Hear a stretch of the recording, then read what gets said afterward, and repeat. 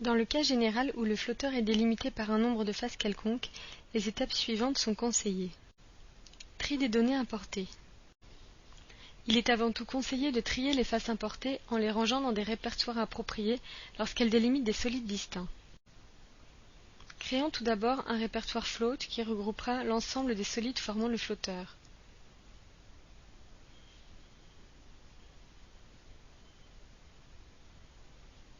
Créons ensuite un sous-répertoire pour la demi-coque bâbord.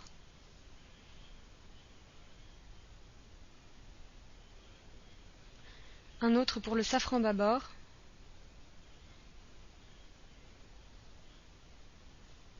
et un dernier pour la quille bâbord.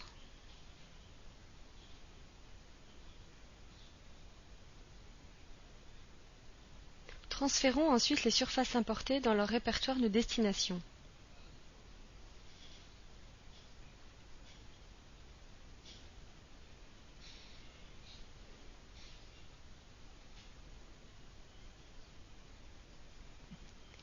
Symétrisation du demi-modèle. Les surfaces importées peuvent être symétrisées si nécessaire afin que toutes les faces requises puissent être finalement réunies pour former un flotteur étanche. Dans notre cas, les faces à symétriser sont celles de la demi-coque uniquement. Les appendices seront directement symétrisés en tant que solides. Activons le répertoire dans lequel les surfaces vont être symétrisées.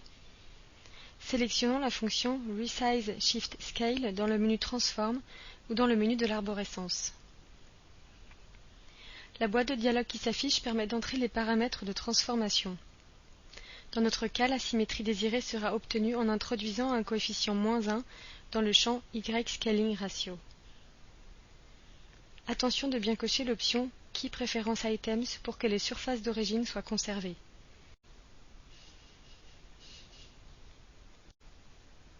Lorsque les surfaces sont symétrisées, il ne reste alors plus qu'à renommer le répertoire.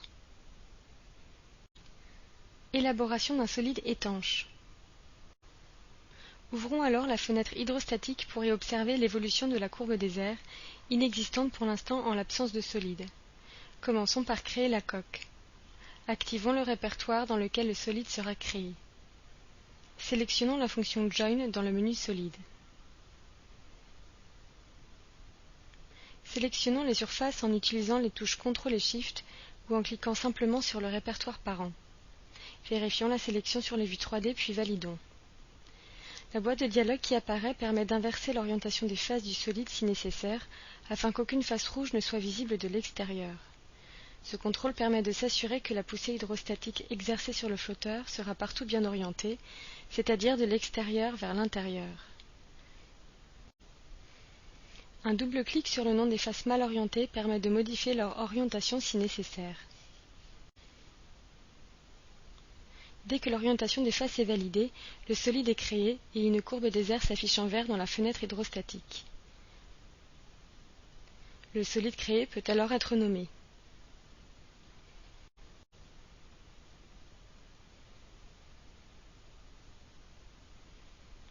L'option Show Face Orientation du menu d'affichage permet de visualiser l'orientation des faces à tout instant.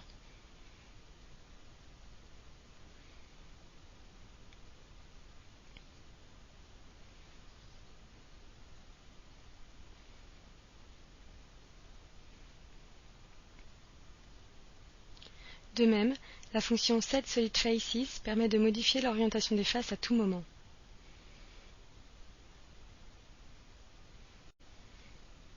Créons maintenant de la même façon le solide correspondant au safran bâbord.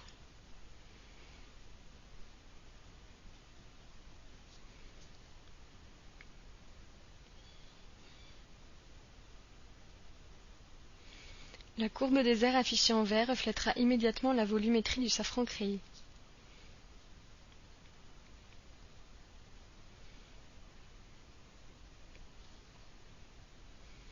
Créons maintenant le solide correspondant à la quille bâbord.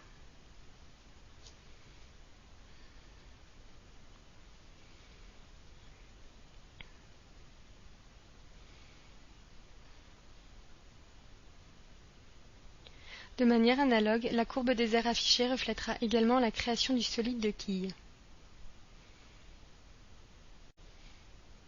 Symétrie des solides. Nous n'avons créé que les appendices bâbord afin de créer directement les appendices tribord par symétrie. Nous allons donc sélectionner pour cela la fonction Mirror dans le menu Transform, puis cliquer sur le solide à symétriser.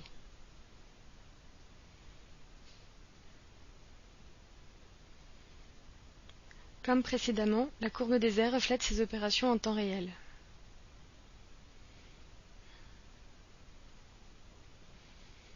Enfin, renommons les solides symétrisés.